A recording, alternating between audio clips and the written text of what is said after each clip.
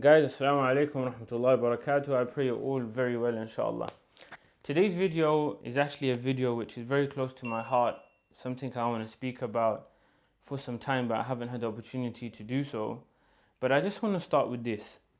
You know, any human being, in fact, this isn't just restricted to humans, any living thing, regardless of their background, color, race, makeup, ethnicity, language, locality, put all factors into this equation. Regardless of all of those factors, there's one thing that human beings share, and that is death. Human beings share the experience of death. Some haven't and some will. Some have and they've lived their life here and they've gone. Some are yet to be born and experience that. But one thing that is not deniable, because it's from reality, it's concrete proof, something which you could, never ever deny, regardless of your faith and color and background, is the idea of death. And the reason why I wanted to speak about this was for actually many reasons. A lot of people in my community have passed away, and may Allah forgive them and grant them Jannah.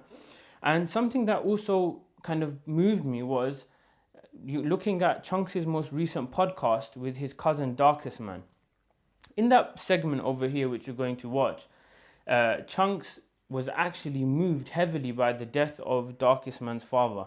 May Allah grant him Jannah. And I hear him just saying he's dead. Was it? Yeah, my dad's dead. My dad's dead. And I can't lie to you. It really me up. I didn't tell you about that, but it really me up, man. Because I didn't get to speak to you after. This guy got me that day, man. Thank you, bro. Crying on the internet, that's crazy, man.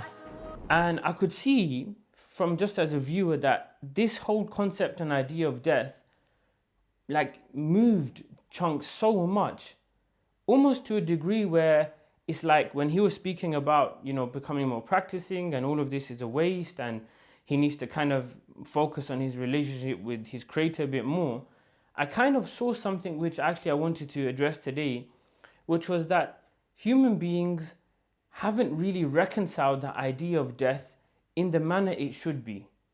And before I go on to that, I actually want to speak about what made me look into death more deeper than before, and that was my grandmother's passing. My grandmother passed away on the 14th of April 2025.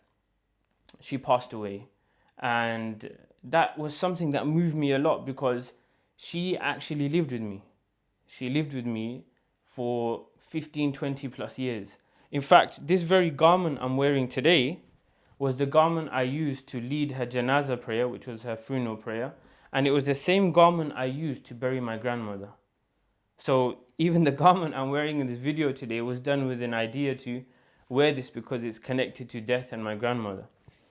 So when my grandmother passed away, I could go into a lot. She was a lovely human being. She was very soft. She didn't wrong anyone. She kept herself to herself. She was busy with just, praying, the remembrance of Allah subhanahu wa ta'ala, and that's what she was just known for. And I could go through so many experiences, but the video isn't dedicated exclusively to her per se. It's about the idea of death. So when she passed away, a lot of my family members, they were very, very distraught. And so was I. I was very close to her. She actually lived upstairs. She lived in my home. She lived right next to my bedroom. I would see her every single day. So you could say in terms of proximity, in a physical way and an emotional way, I was very, very close to my grandmother. But a lot of people in the family were so distraught, crying and crying and crying. And that's fine. There's nothing to say, there's nothing wrong with crying. But I was upset for probably 2 days maximum. And then kind of every now and then I would shed a tear, but I wouldn't kind of drastically become very emotional. And it's because of what I'm about to say. The idea of death and what comes afterwards has been consolidated to me by my faith. Meaning I understand that pain of separation is natural. But I understand as well that there's life after death. There is life after death. And that's a liberating idea. When you have that idea, it's actually very liberating because you understand They haven't just lived for no reason. And when you believe in an afterlife, you also know you're going to meet them in a much better circumstance. You're going to meet them in a much better circumstance. So for myself, the idea of death was, alhamdulillah, people will pass away and they will leave this world and you can also meet them. And then I had another kind of idea that, I said to myself, I couldn't express this to family because, you may be labeled like insensitive and, you're not considerate to people's feelings. But these were my ideas in my mind. That in the world we live in today, if you look at the global situation of, what's happening in Palestine, what happened in Syria, what happened in Burma, even if you look at what takes place in any other kind of country where there's oppression, I mean, we'll take Palestine, for example, because it's the most prominent example. You have a people that are wishing for death. Now, some may be thinking, wow, that's a bit extreme. What do I mean by that? Is all of these Palestinians that have passed away, they're happy in the sense that they've passed away. Why? Because their belief tells them that passing away in his cause equals a very great reward. This is why if you watch this clip that's about to come, this man is basically saying, why are you crying for? We are all martyrs. We are going to meet Allah with happy faces. I mean, why else are we on this life for? This life has a purpose that you only revolve this life around your creator.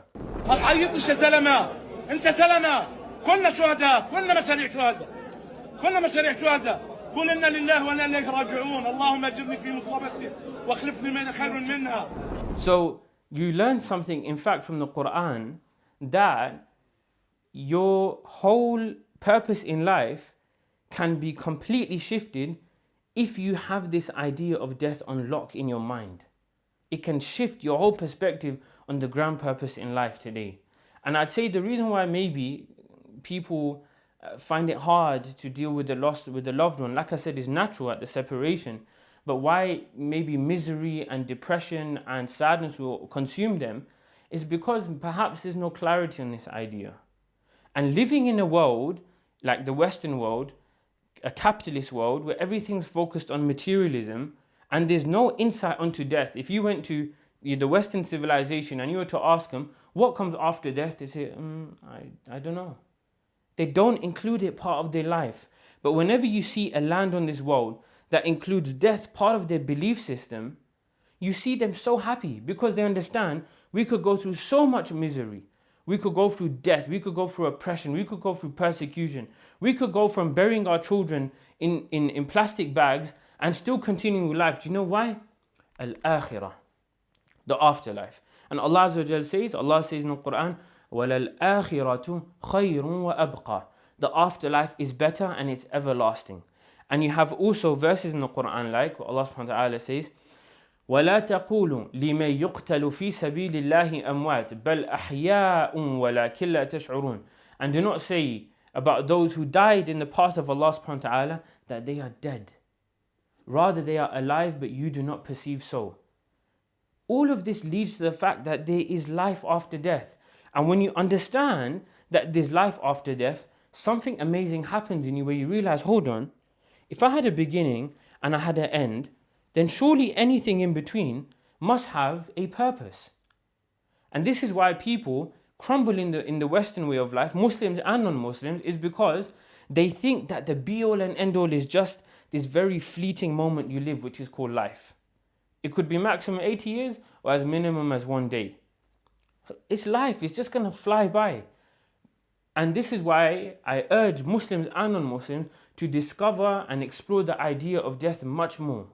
Much more, because when this idea has been consolidated by a human being, and then by extension a community or a society, you will not be able to penetrate or break these people. Yes, you could inflict pain on them, for sure, because biologically we all feel pain, we have nervous systems.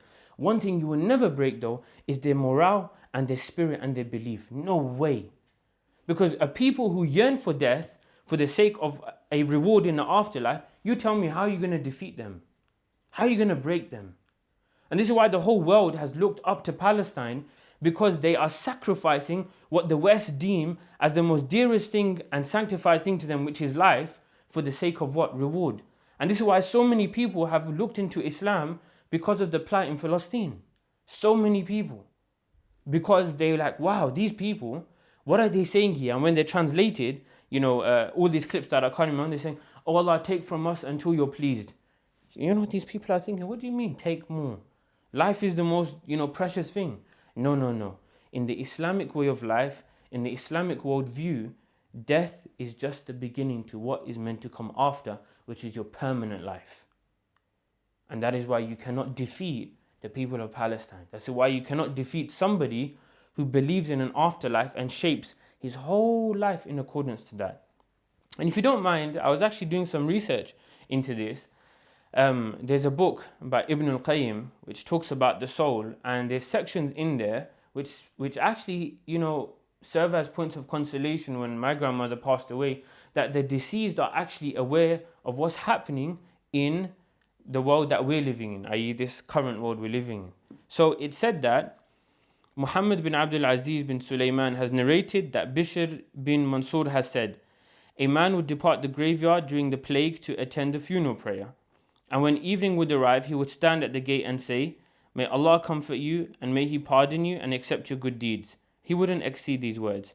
He said, I returned to my family that evening without supplicating there as I used to.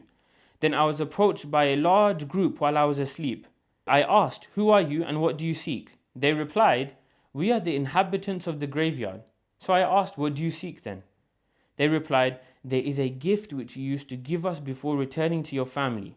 I asked, what may that be? They replied, your supplications. He said, I have revived this practice and have yet to abandon it. Here's another excerpt from this book. It said that Ibn Abi Dunya has said that Muhammad bin al-Hussein and Khalid bin Amr al-Umawi, they narrated that Sadaqa bin Sulaiman al-Ja'fari said, I have done something detestable which I have come to regret after the death of my father. In other words, he done a sin. I made a great mistake. Then I saw my father in a dream where he said to me, my son, I could not have been happier when we considered your deeds to be of those of the righteous. However, I was highly ashamed of you on one occasion.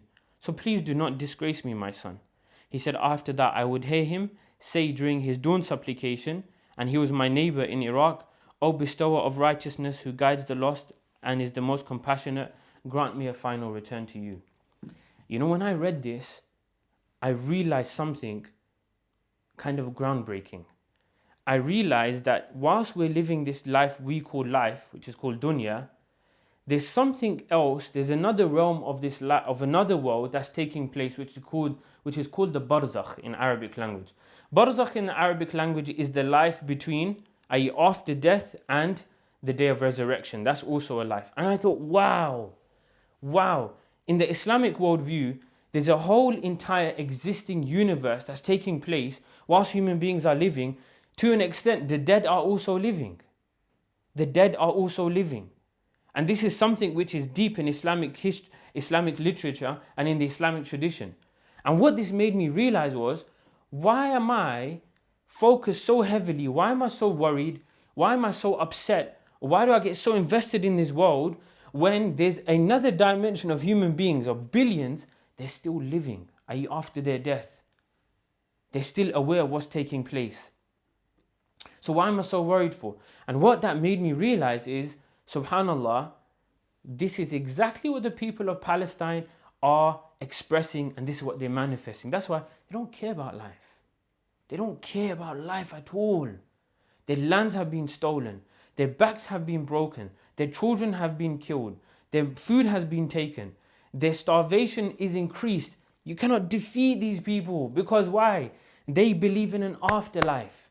And when you believe in an afterlife, I swear to God, it transforms you as a human being, just different. You start to see the world so differently. And I'll give you another example. You hear so many people in the Western world, because they don't believe in what happens in an afterlife, they say, if God is so merciful, why is there persecution on the world? If God is so loving, why were people born with defects? If God is so loving and forgiving, why is the world in such a bad place? And this is exactly where the discussion needs to be pitched about this question. If you do not believe in an afterlife, then it would make sense for you to think bad about God when it comes to these things. But if you now frame all of your questions in the context of how Allah has or how God has introduced these matters to you, i.e., the world is a test and there's an afterlife, then you think, you know what?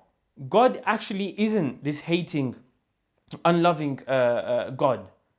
Because He's already said this world is going to be a test, and He said there's an afterlife, and the more tests you go through in life, then you're rewarded with the accordance of your test. So in fact, God is most loving. That is why when He says, my strongest believers will receive the strongest test, they get the highest reward. Do you see now? When you've had a paradigm shift based on your premise, the life changes for you. And this is why, again, I refer to the people of Palestine. They welcome tests. Ya Allah, we are ready. We are ready. We are ready. We believe in an afterlife, and we know the reward will be in accordance with our struggle.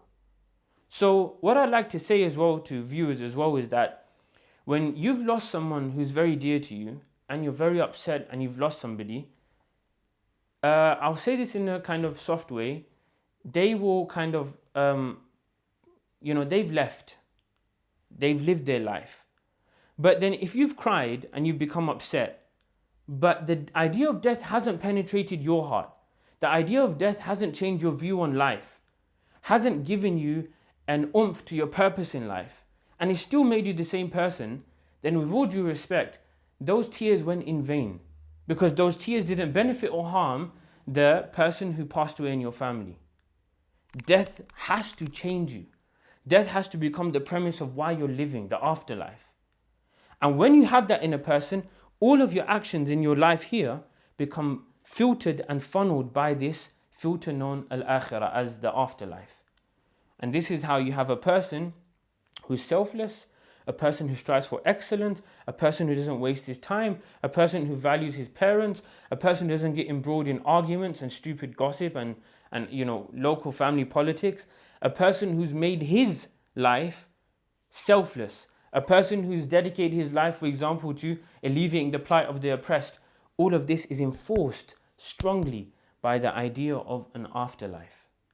So my advice to, beloved dear brothers like Chunks, people who've also lost their family members in and around Luton where I live, and even advice to myself, is always remind yourself of death, and don't just stop at death as a scary thing, or am I going to find the answer to my grave, etc. No, don't limit it to that. Limit it to actually what comes after that, which is your whole life. Your whole life. The Prophet ﷺ lived for 63 years. How many years has it been today since he passed away? Probably 10, 20 times more than since he actually lived, his lifespan. So it actually shows you the Prophet ﷺ in his grave has lived longer than what he actually lived in the dunya by 20 times.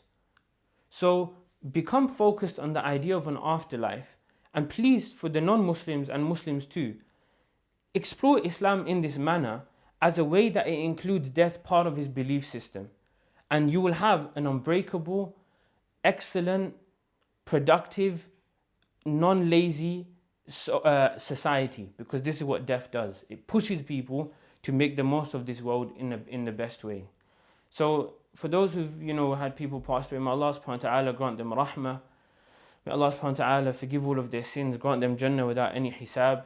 And may Allah subhanahu wa ta'ala also enlighten us to become people who carry the concept of death and the afterlife, so that we may make the most of this life and not put it to waste. Jazakumullah khairan. Assalamu alaikum wa rahmatullahi wa barakatuh.